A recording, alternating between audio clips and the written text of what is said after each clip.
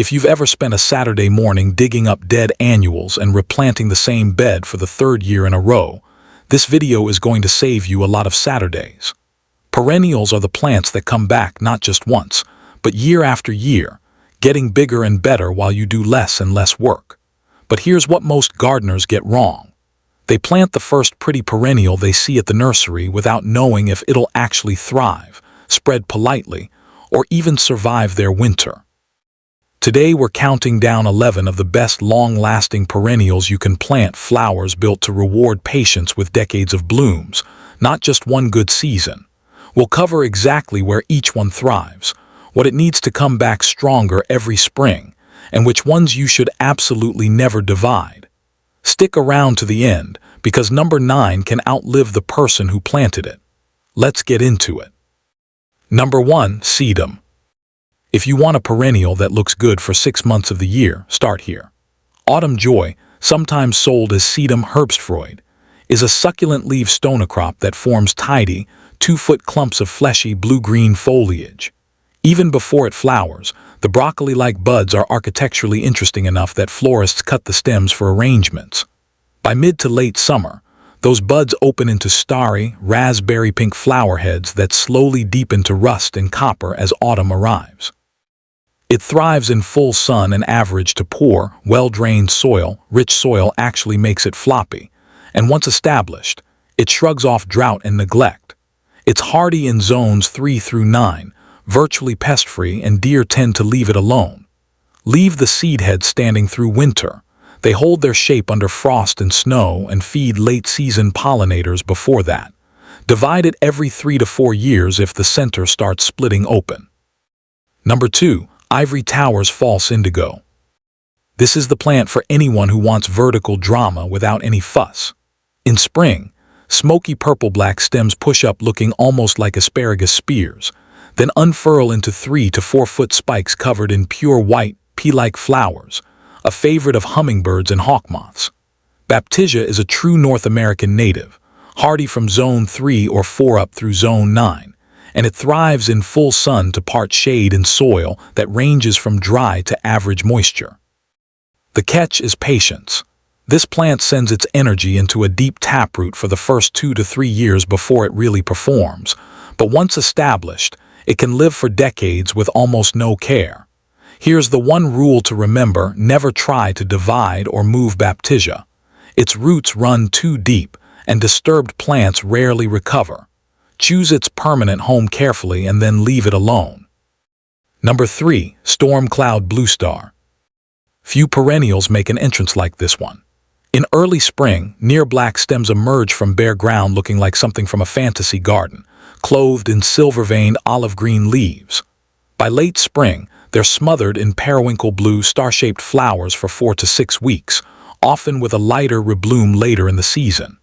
Amsonia storm cloud is hardy in zones 4 through 9, heat and humidity tolerant, and deer generally ignore it. It wants full sun to part shade and average, well-drained soil. Too much shade or overly rich soil makes it flop. After flowering, cut it back by about half to keep the mounded habit tidy, and expect the foliage to turn a rich gold in fall. It's slow to need dividing, often going many years without disturbance, and makes an excellent low-maintenance stand-in for a flowering shrub. Number 4. Catmint. If your garden needs a plant that blooms from late spring straight through fall with almost zero effort, this is it. Catmint, or Nepeta, forms soft, aromatic mounds of gray-green foliage topped with clouds of lavender-blue flowers that bees, butterflies, and hummingbirds can't resist. It's hardy in zones 3 through 8, thrives in full sun and lean, well-drained soil, and is remarkably drought-tolerant once established. In fact, overwatering and rich soil are more likely to cause problems than neglect. The secret to non-stop color is a simple midsummer haircut. Shear the plant back by about 1/3 after the first flush fades, and it will flush again within weeks. Popular hybrids like Walker's Low are sterile, so they won't seed aggressively into your garden. Divide every 3 to 4 years if the center gets woody, and expect deer and rabbits to leave it strictly alone. Number 5. Chinese Astilbe.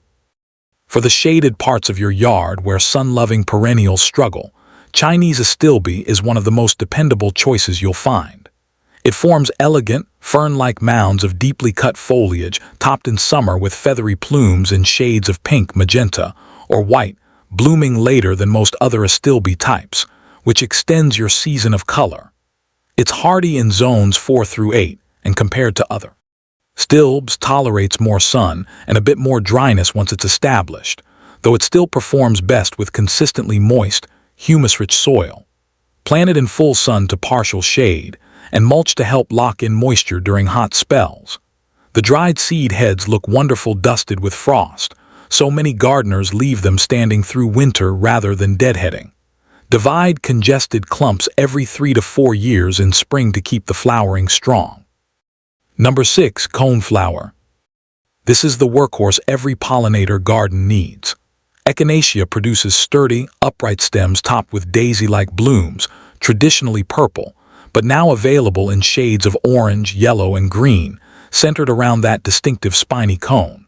It's hardy in zones 3 through 9, tolerant of nearly any soil type once established, and genuinely drought-tolerant.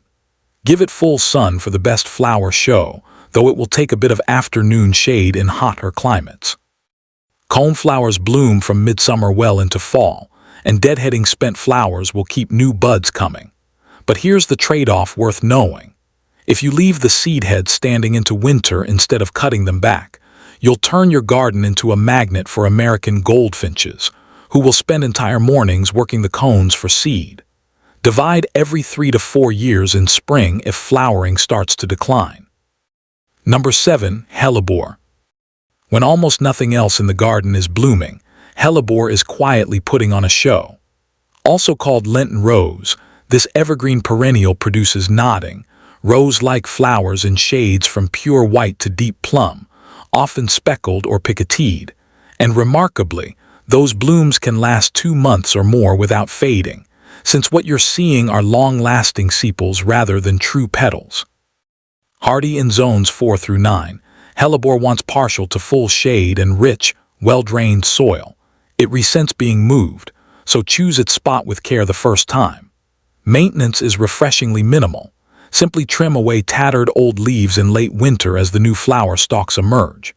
Deer and rabbits avoid it entirely thanks to its toxic foliage. Established clumps are famously long-lived, with documented plantings still flowering strong after 40 years of essentially being ignored. Number 8. Mountain Mint. If your single goal is to see your garden buzzing with life, plant this native perennial and stand back. Mountain Mint, Pycnanthemum, produces dense clusters of small white to pale lavender flowers surrounded by frosty, silver-tinged bracts, and in university pollinator trials it consistently out-attracts nearly every other native plant tested, drawing dozens of species of bees, wasps, butterflies, and flies in a single afternoon. It's hardy roughly in zones 4 through 8 depending on species, thrives in full sun to part shade, and tolerates a wide range of soils. Crush a leaf and you'll get a clean, minty fragrance that also happens to repel deer and rabbits. The one thing to plan for, like other mints, it spreads by rhizomes and can form a substantial colony within a few years. Give it a dedicated bed, a buried barrier, or simply the room to naturalize, and root prune the edges with a shovel each spring if you want to keep it contained. Number 9. Peonies. No perennial rewards patience quite like the peony. These are the plants that become family heirlooms, literally passed down through generations, with documented plantings still blooming after more than a century of neglect. In late spring, peonies produce enormous, fragrant blooms in white, pink, red, and coral, often needing a peony ring or discreet staking to hold the heavy flowers upright after rain. They're hardy in zones 3 through 8, want full sun and rich, well-drained soil, and are genuinely low maintenance once established. They thrive on being left alone. That's the key rule here. Unlike most perennials, peonies do not need dividing every few years, and in fact resent being disturbed. Plant the roots properly the first time, with the eyes no more than an inch below the soil surface, and then simply let the plant do what it does best for the next 50 years or more. Number 10. Golden Ragwort. For an early blooming ground cover that solves problem spots, golden ragwort is hard to beat. In spring, clusters of bright yellow, daisy-like flowers rise on slender stalks above a dense, semi-evergreen mat of heart-shaped foliage, providing one of the very first nectar sources for early bees when little else is flowering. It's a North American native, hardy in zones 3 through 8 and remarkably adaptable. It grows in full sun with consistently moist soil or in partial to full shade with average conditions, and it tolerates both dry shade and occasional flooding. Once established, it spreads steadily by rhizome to form a weed-suppressing carpet, which makes it an excellent, deer-resistant alternative to English ivy or pachysandra under trees and along slopes. If you want to slow its spread, simply cut the flowering stems back before they go to seed. Number 11. Variegated Solomon Seal. We're closing with a foliage star for the shadiest corner of your garden. Variegated Solomon Seal produces gracefully arching stems lined with soft green leaves edged in creamy white, bright enough to visually light up deep shade on their own. In late spring, small, sweetly fragrant, bell-shaped white flowers dangle in pairs beneath each stem, followed in fall by blue-black berries and a clear golden foliage color before the plant goes dormant.